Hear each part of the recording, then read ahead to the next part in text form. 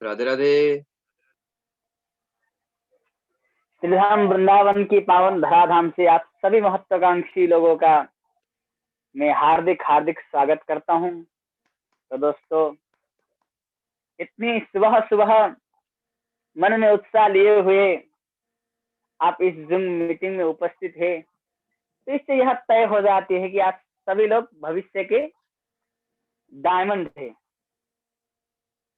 तो दोस्तों, ज्यादा समय न लेते हुए जिस व्यक्तित्व को मैं आज बुलाने जा रहा हूं, वह एक सरल, मृदुभाषी और दमदार लीडर है। जिस क्षेत्र में भी उन्होंने अपने चरण रखे हैं, सफलता ने उनके कदम चूमी है और वह इतने सरल है। जब भी उनकी सहायता चाहिए होती है, वह एकदम से अपने बड़े भाई की तरह कंधों से कंधा मिला करके काम करने के लिए हरदम तत्पर रहते हैं। हर सवालों का हर जब कोई शंका होती है, जब कोई समस्या आती है, जब कोई प्रॉब्लम आती है, तो वह इतनी आसानी से उसे सॉल्व कर देते हैं, इतने सरलता से सॉल्व कर देते हैं और इतने हार्ड वर्किंग करते हैं वो। उनको देख देख करके उनके साथ और देख देख करके मैं बहुत कुछ उनसे सीखता हूँ और उनको देख करके हमेशा मोटिवेट रहता हूँ। और वह हमेशा मेरे हाथ पकड़ के आगे चलाते हैं। उन्होंने मुझे इससे सब की जानकारी दी थी, उन्होंने ही, और आज भी हर समय वो सहायता के लिए तत्पर रहते हैं और इतना हार्ड वर्किंग करते हैं और लगातार सफल होते जा रहे हैं। उनके बारे में और कुछ ज्यादा कुछ मैं बताना अभी नहीं चाहूंगा। और ऐसे ग्रेट पर्सनालिटी को बुलाने के लिए मुझ अकेले में हिम्मत नहीं है। आप सभी लोगों से मैं उनको बुलाने के लिए जोरदार तालियों की सहायता चाहता हूं। तो क्या आप लोग सहायता के लिए तैयार है? यस। तो आप सभी लोगों की जोरदार तालियों के साथ में मैं उनको मंच पे बुलाता हूं। So please welcome mister Ramchandra Regmi sir on the zoom panel. Welcome sir. Thank you so much Govind sir, इतनी गर्मजोशी के साथ में मुझे आमंत्रित करने के लिए। और साथियों, आप सभी को नमस्कार। नमस्कार सर। हाँ जी, बिल्कुल। और मैं सर का आभारी हूँ, तीर्थराज सर का। सर ने मुझे आज बोलने का अवसर दिया है। और आज जो मेन मुद्दा है, मेन टॉपिक है, उसमें आते हैं ज्यादा और बातें न करते हुए। तो हमारा सवाल था आज का, यह बिजनेस नहीं चलता है। हम कईयों को जानते हैं जो इसको छोड़ चुके हैं। क्योंकि दोस्तों, ऐसे सवाल तो आते रहेंगे, जब तक हम डायमंड नहीं बनेंगे तब तक आते ही रहेंगे। और सवालों को हम कैसे उत्तर देते हैं, इसमें डिपेंड करता है कि हमारा बिजनेस आगे कितनी दमदारी से चलेगा। तो सवालों का आंसर जानना बहुत ही आवश्यक है। तो कोई भी व्यक्ति जब फील्ड में हमें यह सवाल पूछे कि हम कईयों को जानते हैं, बिजनेस तो चलता नहीं है, बहुत लोग छोड़ चुके हैं, तो हमें सबसे पहले क्या करना है? हमें सबसे पहले 2 इंच की स्माइल देनी है, जैसा कि देवेंद्र शर्मा सर कहते हैं, और कहना है कि आप बिल्कुल सही कह रहे हैं। तो मुझे भी ऐसा ही लगता था, क्योंकि मेरे जो उधर रहने वाले चाचा जी हैं या भैया जी हैं, उन्होंने भी इस बिजनेस को शुरू किया था, लेकिन करके उन्होंने 2-3 महीनों में छोड़ दिया। और मुझे भी ऐसा लगता था, लेकिन जब मुझे इसके बारे में मैंने स्टडी करी और मैंने सिस्टम को समझा, तो मुझे पता चला कि सर कोई भी व्यापार चलता नहीं है सर, चलाना पड़ता है। अपने आप सर कोई भी व्यापार चलता नहीं है। सर सबसे पहले मैं एक चीज बताना चाहूंगा, कोई भी सवाल पूछे अपने फील्ड में तो हमें घबराना नहीं है, और हमें बल्कि खुश होना है कि कोई सवाल पूछ रहा है तो कहीं ना कहीं वो जिज्ञासु है, वो जानना चाहता है। क्योंकि जिज्ञासा से ही हम किसी निष्कर्ष तक पहुंचते हैं। बहुत बड़े बड़े ग्रंथ भी किसी जिज्ञासा से शुरू हुए हैं, जैसे हम अथातो धर्म जिज्ञासा आदि बोल के, धर्म की जिज्ञासा से वेदांत सूत्र आदि ग्रंथ शुरू होते हैं। हाँ, तो हमें खुश रहना है, हमें बिल्कुल धैर्य के साथ में जवाब देना है और कहना है कि हम कहाँ पहुंचे थे। कि जब मुझे इस सिस्टम के बारे में पता चला और मैंने इसके बारे में स्टडी करी, तो पता चला कि व्यापार चलता नहीं, चलाना पड़ता है। और सर बात रही छोड़ने वालों की, कि बहुत सारे लोग छोड़ चुके हैं, तो सर मैं आपसे पूछना चाहूंगा कि महान कौन है?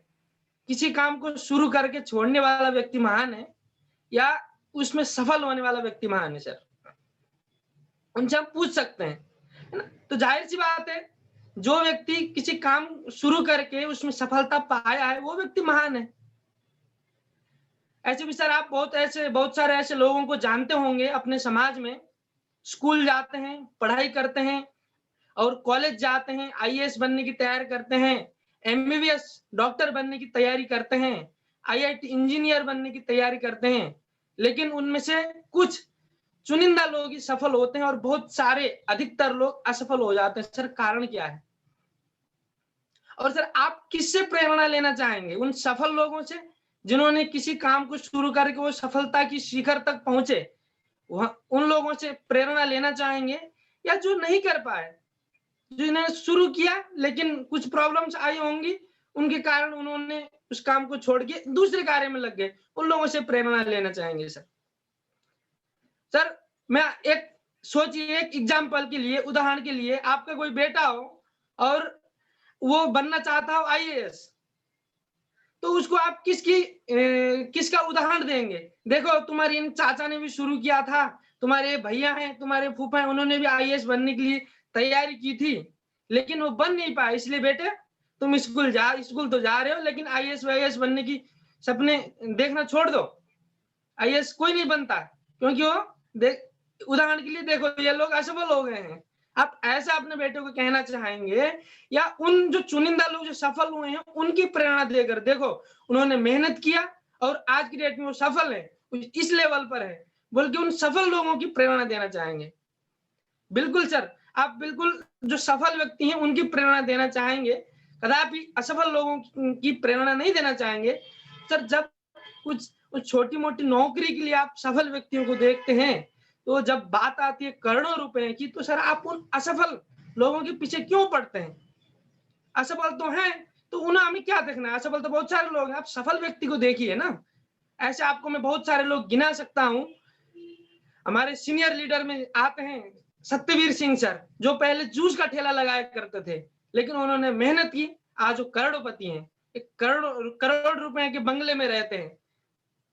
और हम आपको बताना चाहूंगा, हमारे ग्रेट लीडर जसवीर सर हैं, हमारे सर माधव सर हैं, संजय जैन सर हैं, नरसिंह ग्रेवाल सर हैं, जिन्होंने यहाँ पे शुरू किया, फौज की नौकरी करते थे, लेकिन आज उन्होंने मेहनत करके अपनी इतनी विशाल टीम बनाई, उसके बदौलत अपने मेहनत से वो लोग नरसिंह ग्रेवाल सर आज हफ्ते का 1 करोड़ रुपए तक ले चुके हैं। तो इन लोगों को देखिए ना। तो हमें सफल लोगों से प्रेरणा लेना है, न कि असफल लोगों से। और कहा भी गया है, एक मैं आप लोगों को संस्कृत का जो नीति श्लोक है वो सुनाना चाहूंगा। उसमें क्या कहा गया है? प्रारभ्यते न खलु विघ्न भयेन नीचैः, प्रारभ्य विघ्न विहताः विरमन्ति मध्याः, विघ्नैः पुनः पुनरपि प्रतिहन्यमानाः, प्रारभ्य चोत्तम जनाः न परित्यजन्ति। आप लोगों को शब्दों को सुनने से कुछ अर्थ तो लगा होगा, लेकिन मैं आपको क्लियर कर देता हूं आप लोगों के लिए। 3 प्रकार के व्यक्ति बताए गए हैं, उत्तम व्यक्ति, मध्यम व्यक्ति और नीच व्यक्ति। 3 प्रकार के व्यक्ति होते हैं। उसमें नीच व्यक्ति वे होते हैं जो प्रारभ्यते न खलु विघ्न भयेन नीचैः, कि आगे ऐसे ऐसी समस्या आएंगी, ऐसी विघ्न बाधाएं आएंगी, ऐसा सोचकर जो वो लोग प्रारंभ ही नहीं करते किसी काम को। जैसे यहाँ भी हमें डायमंड बनने के लिए हम किसी नए व्यक्ति को बताते हैं कि यहाँ से डायमंड बन सकते हैं और इतना कमा सकते हैं, और इसमें मेहनत करनी पड़ती है, ऐसा भी हम बोलते हैं, क्योंकि हम जो भी सच बात है वो बता के किसी व्यक्ति को ज्वाइन कराते हैं। तो जो यानी जो नीच व्यक्ति हैं, वो लोग क्या सोचते हैं कि बहुत सारी समस्या आएंगी, बल्कि शुरू ही नहीं करते, वो अपना कंफर्ट जोन त्यागना ही नहीं चाहते। मैं 5,000 कमा रहा हूँ तो मैं यही ठीक हूँ, मैं 10,000 कमाऊं तो ठीक हूँ, मुझे आगे नहीं चाहिए, इतनी मेहनत नहीं करनी है, ऐसा सोचकर शुरू ही नहीं करते हैं। और जो मध्यम जन होते हैं, प्रारभ्य विघ्न विहता विरमन्ति मध्याः, और शुरू तो कर देते हैं, लेकिन बहुत सारी समस्या आती है, हमें प्लान दिखाना पड़ता है, फॉलो अप करना पड़ता है, टाई लगानी पड़ती है, बहुत सारे लोगों से मिलना पड़ता है, तो समस्याएं तो जरूर आएंगी, क्योंकि करोड़ों रुपए ऐसे ही इतना मजाक तो नहीं है, भंडारा तो नहीं चल रहा है, मेहनत तो करनी पड़ेगी। उन बाधाओं से वो पीड़ित होकर इस व्यापार को छोड़ देते हैं। वो मध्यम होते हैं, लेकिन लोग कौन से होते हैं मैं आपको बताना चाहूंगा। विघ्ने ही पुनः पुनरपि प्रतिहन्यमानः, बार बार विघ्न आएंगे, बाधाएं आएंगी, समस्या आएंगी, उनसे पीड़ित होने पर भी तब तक उस काम को नहीं छोड़ते जब तक वो सफल नहीं हो जाते। सर, ये उत्तम श्रेणी के व्यक्ति हैं। तो मैं आप सभी से पूछना चाहूंगा, हम सब किस श्रेणी में आना चाहेंगे? सामने उत्तम वाला जो श्रेणी व्यक्ति में। बैठा है, बिल्कुल सर, हाँ, बिल्कुल उत्तम श्रेणी में आना चाहेंगे, क्योंकि आप लोगों ने कार्य शुरू करके ये तो बता दिया है कि मध्यम तो सब है ही, अब उत्तम श्रेणी में तभी आ पाएंगे जब हम सफल होकर दिखाएंगे। तो ये सामने वाले व्यक्ति से ये हमें पूछना है कि आप कौन सी श्रेणी में आना चाहेंगे, उत्तम, मध्य या नीच। तो इस प्रकार से हम उन सवालों से उनको शामिल करके एक अच्छा फॉलोअप कर सकते हैं और उनको हम आगे कहेंगे कि बिल्कुल सफल लोगों से प्रेरणा लेने चाहिए और हमें भी उत्तम लोगों की श्रेणी में आना है। तो सर, आज हम विचार करते हैं कि जो लोग असफल हुए हैं, आप जिनकी आप मुझे गिना रहे थे कि ये व्यक्ति असफल हुए हैं, वास्तव में क्या ऐसे कारण रहे होंगे? सिस्टम की गलती रही होगी या उन व्यक्तियों की गलती रही होगी? हम आइए इसके बारे में विचार करते हैं। यदि कोई भी नेटवर्कर अपने शुरू करके वो सफल नहीं हो पाता है, तो कुछ कारण है, मैं आपको बताना चाहूंगा, जो कि उस व्यक्ति की कमी है, उन वजहों से व्यक्ति सफल नहीं हुआ है। एक उज्जवल पाटनी जी हैं, जो कि बहुत ही प्रसिद्ध मोटिवेशनल स्पीकर हैं, आप सभी जानते होंगे। यूट्यूब में भी 6 लाख से ऊपर सब्सक्राइबर है। उन्होंने एक किताब लिखी है जिसका नाम है नेटवर्क मार्केटिंग, कितना सच कितना झूठ। इस पुस्तक में उन्होंने वो सारे 15 कारण गिनाए हैं, वो सारे जो भी वजह हैं वो बताए हैं हमें कि लोग सफल क्यों नहीं हो पाते हैं। बड़े बड़े सपने देख के शुरू तो कर देते हैं, लेकिन सफल क्यों नहीं हो पाते हैं वो हम जानते हैं इस किताब के माध्यम से। जो सबसे पहले एक शायरी लिखी है, उसके वो आप लोगों को सुनाना चाहूंगा, बहुत ही अच्छी शायरी है।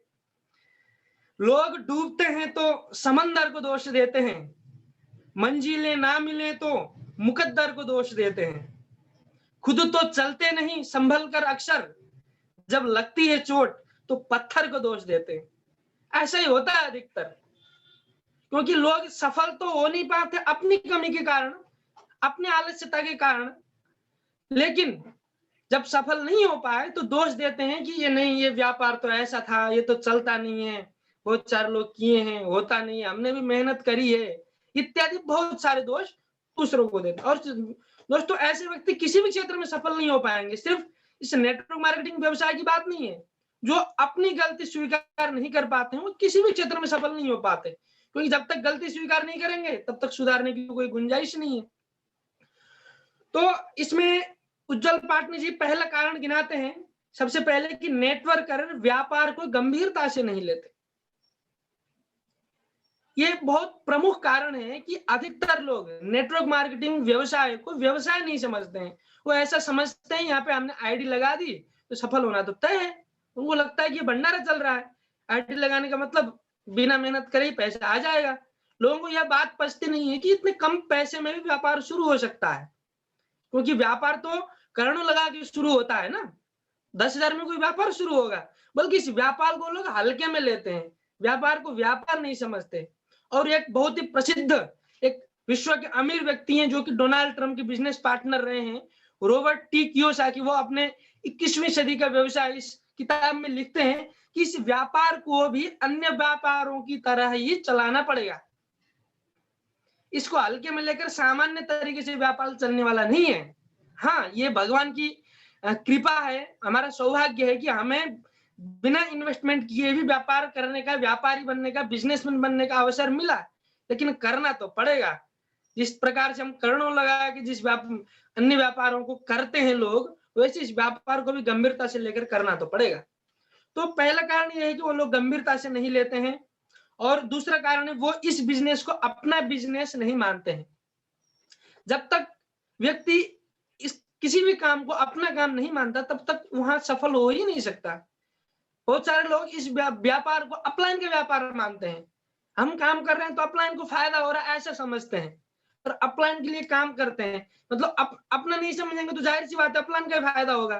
जब अपना मानेंगे तो खुद के लिए करेंगे ना, अपना नहीं मानते, उनको ऐसा लगता है कि अपलाइन के लिए कर रहे हैं। तो ये कारण है कि दूसरा कारण है सफल नहीं हो पाते हैं। और तीसरा कारण है कि नेटवर्कर के पास सपने नहीं होते, और जिनके पास सपने ना हो तो वो मेहनत करना नहीं चाहेगा, मेहनत नहीं करेगा तो सफल नहीं होगा। कहा भी गया है ना, नेटवर्क मार्केटिंग व्यवसाय में 2 प्रकार के लोग सफल होते हैं अधिकतर। पहले व्यक्ति जिनकी जरूरतें पूरी नहीं हो रही हों अन्य क्षेत्रों में, वो लोग अपना परिवार भरण पोषण करने के लिए पैसा नहीं कमा पा रहे हैं और क्षेत्रों से, तो उन्हें नेटवर्क मार्केटिंग मिल जाता है, मजबूरन काम करके जरूरत पूरा करने के लिए काम करते हैं, लेकिन वे सफल हो जाते हैं एक दिन। और दूसरे व्यक्ति कि जिनके पास सपने बहुत बड़े होते हैं, जरूरतें तो चल रही हैं, खाने पीने कपड़े लगाने पहनने के लिए सब कुछ मिल रहा है, लेकिन सपने इतने बड़े हैं कि और कामों से उनके सपने पूरे नहीं हो सकते, उनको नेटवर्क मार्केटिंग ही करना पड़ेगा। तो जिन वो लोग भी सफल हो जाते हैं जिनके पास सपने बड़े हैं।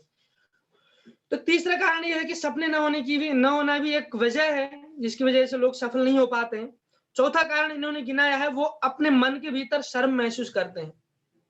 जब हम किसी व्यक्ति को अपनी योजना के बारे में बता रहे होते हैं, और लेकिन अंदर से हमें आत्मविश्वास ये नहीं होता है कि हमारा काम बहुत ही बढ़िया है, मैं जो काम कर रहा हूँ बहुत शानदार काम है, ऐसा बिलीव नहीं होता, खुद ही अंदर कंफ्यूज होते हैं लोग। तो जब कंफ्यूज होंगे, उनको पता नहीं, जब ऐसा फील नहीं होगा कि मेरा काम दुनिया का सबसे अच्छा काम है, तब फिर लोगों को बताते वक्त शर्म तो आएगी आएगी, क्योंकि आपको खुद के काम पर गर्व नहीं है। तो यह एक कारण है कि लोग शर्म महसूस करने के कारण भी इस व्यापार में सफल नहीं हो पाते। और शर्म महसूस होने की वजह एक ही है, इस व्यापार में गर्व महसूस न करना, इस व्यापार को हल्के में लेना ही समझ सकते हैं। और पांचवा कारण है दोस्तों, वो उत्पादों की जानकारी नहीं होते हैं, जो भी हमारे प्रोडक्ट्स है उनके बारे में ढंग से जानकारी नहीं लेते हैं, कुछ भी कहकर बेचने की सोचते हैं, सच बताकर बेचने की सोचते नहीं है, ये कारण है। और छठा कारण है, फील्ड में उतरने से पहले एजुकेशन नहीं मिलता, बिना सीखे वो पैसा कमाना चाहते हैं। कहा भी गया है ना, हमारे सीनियर्स लोग बहुत बार कहते भी हैं, पहले लर्न फिर अर्न, पहले सीखो फिर पैसे आएंगे। तो लोग बिना सीखे ही पैसा कमाना चाहते हैं, और क्योंकि जाहिर सी बात है उसके मुताबिक परिणाम नहीं मिलेंगे, यह भी छठा कारण है। और सातवां कारण है, आज का नेटवर्कर तुरंत परिणाम चाहता है। तुरंत परिणाम दोस्तों किसी भी व्यापार में नहीं मिलते, तुरंत परिणाम तो सिर्फ और सिर्फ नौकरी में मिलते हैं, और नौकरी से बहुत दूर तक, बहुत आगे तक हम बढ़ नहीं सकते, आप जानते हैं।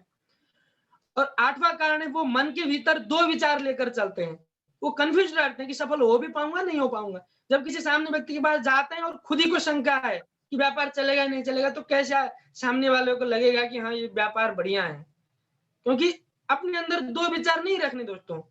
जो भी दिक्कतें हैं, आज ही अपने सीनियर्स के साथ में बैठकर डिस्कस करिए और क्लियर कट आर पार बात करिए, और मन में कंफ्यूजन मत रहिए, या तो गलत है या तो सही है, और सही है तो फिर उसी के हिसाब से आप आगे काम करिए, बिल्कुल कॉन्फिडेंट हो जाइए।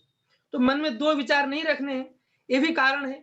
और 9वां कारण उन्होंने गिनाया, वो खुद को प्रभावी तरीके से प्रस्तुत नहीं करते। जब तक हम प्रभावी तरीके से ढंग से अपने को प्रस्तुत नहीं करेंगे, तब तक सामने वाला इंप्रेस्ड नहीं होगा, और जब तक इंप्रेस नहीं हो तब तक हमारी बातें नहीं सुनेगा और ढंग से। 10वां कारण है, वो सिर्फ आय पर बात करते हैं, सिर्फ हमेशा पैसा को लेकर ही सिर्फ आय की बात हो रही हो, और संबंध रिलेशन के बारे में है ना, अपनी टीम बनी है तो उसके साथ में और भी क्या क्या परेशानियां, बहुत कुछ चीजें होती हैं, सामाजिक व्यवहार, वो सब सोचते नहीं, सिर्फ आय पर बात करते हैं। 11वां कारण उन्होंने गिनाया, वो वास्तविकता में बिजनेस पर भरोसा नहीं करते।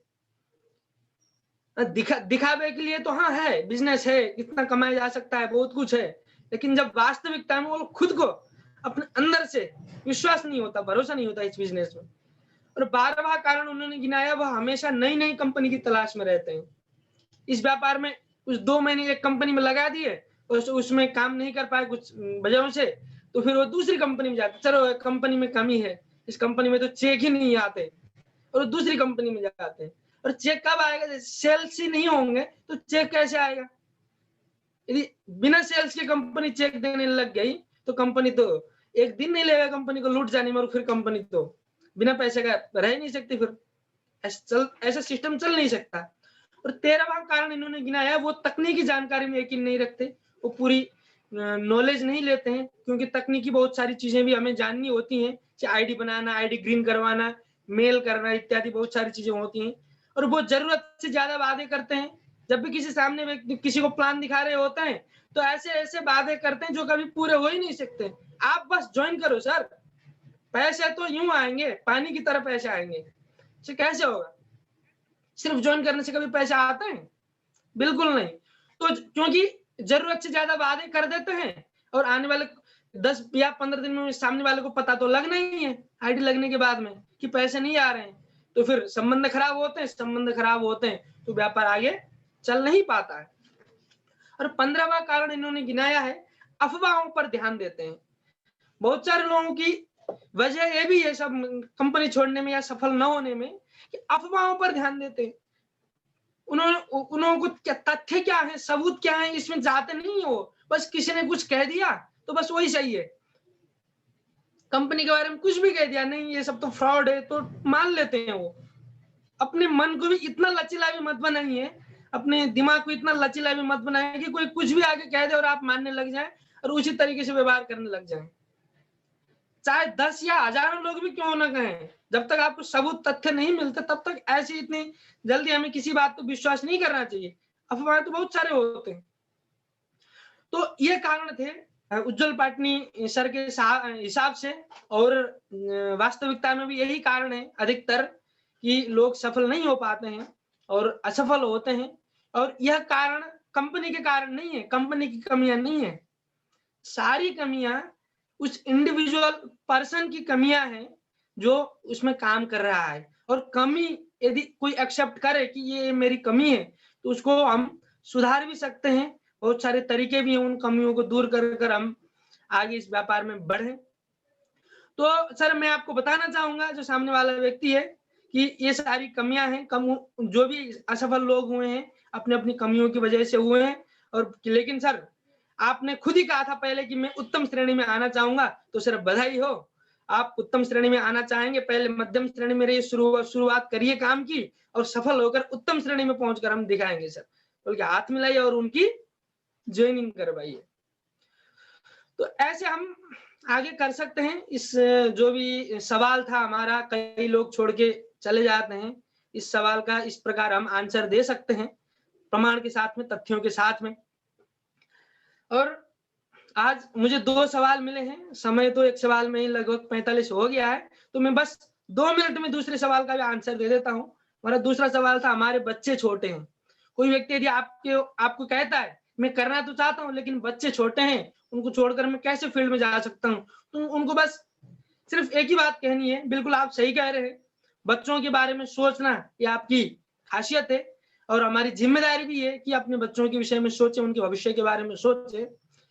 लेकिन मैं आपसे पूछना चाहता हूं, अभी तो आप अपनी ममता दिखा रहे हैं, बच्चों की खातिर में ही नहीं कर पाऊंगा ऐसा कह रहे हैं, लेकिन क्या इनके भविष्य के बारे में आपने सोचा है?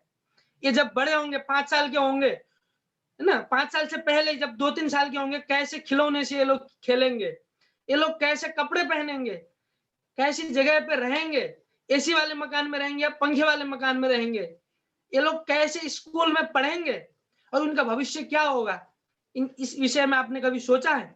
सर मैं आपको बताना चाहता हूँ, बच्चे छोटे हैं, इसको आप बिजनेस न करने का एक प्रमुख कारण भी मान सकते हैं और बिजनेस करने का प्रमुख कारण भी मान सकते हैं और बिजनेस न करने का कारण भी मान सकते हैं, आपके ऊपर डिपेंड करता है। लेकिन मैं आपको ऐसे बहुत सारे लोग गिना देता, बच्चे छोटे थे लेकिन उन्होंने इस बिजनेस को शुरू किया और आज उनके बच्चे राज कर रहे हैं, एज ए सेलिब्रिटी वो लोग अपनी जिंदगी जी रहे हैं। तो सर चॉइस दोनों मैं आपके ऊपर छोड़ता हूं।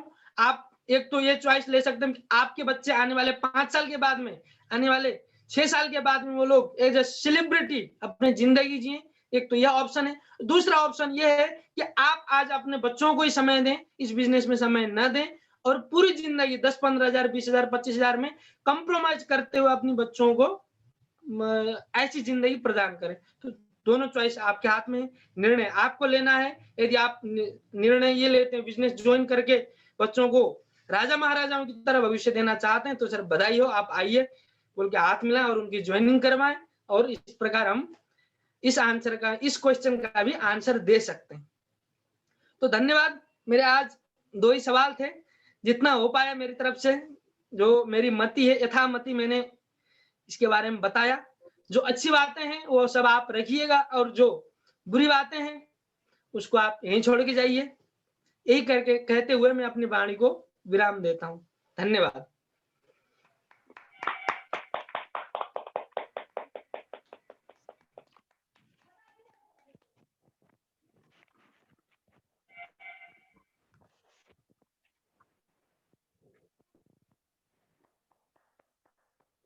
बहुत ही बढ़िया सर, बहुत ही अच्छी तरह से आपने सभी सवालों के जवाब दिए हैं। दोस्तों, साथियों नमस्कार। नमस्कार। नमस्कार मैम। वर्मा है और मैं देहरादून से बिलोंग करती हूँ और पार्ट टाइम रूप से इस बिजनेस को बिल्ड कर रही हूँ। दोस्तों, आज रामचंद्र सर जी ने हमें बहुत ही अच्छी ट्रेनिंग दी है और सवालों के इतने अच्छी तरह से उदाहरण देते हुए सवालों के जवाब दिए हैं। सारी बातें सर ने बहुत अच्छी तरह से बताई हैं और पॉइंट टू पॉइंट मैंने नोट भी की है, मगर सारी बातों को अभी बोलना संभव नहीं हो पाएगा।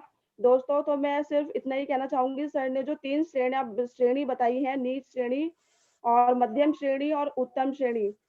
तो अगर हम उत्तम श्रेणी में आना चाहते हैं दोस्तों, तो हमें उत्तम श्रेणी में आने के लिए हमें क्या-क्या करना चाहिए, हम इस बिजनेस में कैसे सफल हो सकते हैं, और सर ने 15 पॉइंट भी बताए हैं। तो 15 पॉइंट को मैं अभी तो नहीं बताना संभव नहीं हो पाएगा क्योंकि हमारा वक्त भी हो चुका है। तो मैं शुरुआत करती हूँ आज का जो मुझे टॉपिक दिया गया है मंच का संचालन का। तो